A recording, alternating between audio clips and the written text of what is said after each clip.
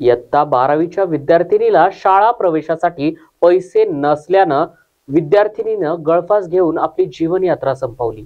वर्ध्याच्या लोणसावळी या गावामध्ये ही धक्कादायक घटना घडली आहे.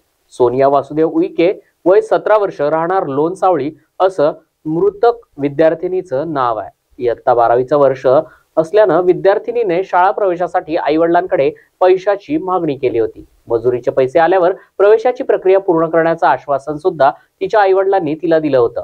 शैक्षणिक सत्र सुरू होऊन प्रवेश प्रक्रिया पूर्ण करू न शकल्यानं हताश झालेल्या विद्यार्थिनीनं अखेर गळफास घेऊन आपली जीवनयात्रा संपवली आहे. 10व्या वर्गात सोनियाला 74% मार्क असून सोनिया हिला 12व्या इयत्तेमध्ये प्रवेश प्रक्रिया पूर्ण करायची होती. 12वीचं वर्ष होतं आणि प्रवेश प्रक्रियेसाठी कुटुंबियांना तिने पैसे देखील मागितले, परंतु गरिबीची परिस्थिती असल्यानं आईवडिलांनी सोनियाला 2 ते 3 दिवसात मजुरीचे पैसे आल्यावर पैसे देतो असं सांगितलं. परंतु 4 जुलै रोजी आईवडील आणि भाऊ कामावर निघून गेल्यानंतर घरी कोणीच नसल्याचं पाहून सोनियानं गळफास घेऊन आपली जीवनयात्रा संपवली.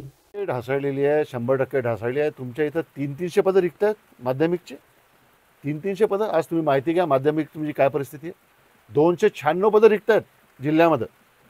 शिक्षण मंत्र्याच्या मतदारसंघ जिल्ह्यामध्ये जर ही परिस्थिती आहे, ज्यांच्याकडे शिक्षणाची जबाबदारी आहे त्यांच्या जिल्ह्यामध्ये जर ही परिस्थिती आहे का 296 पदं तुमची इथं रिक्त आहेत माध्यमिकचे, याच्यावरून तुम्ही महाराष्ट्राचा तुम्ही अंदाज बांधू शकता. वास्तविक आता सरकारने शिक्षणाला प्रायोरिटी दिली पाहिजे. तुमची न्यू एज्युकेशन पॉलिसी आहे, त्या पॉलिसीच्या माध्यमातून शाळा बंद करण्याचं काम तुम्ही करताय.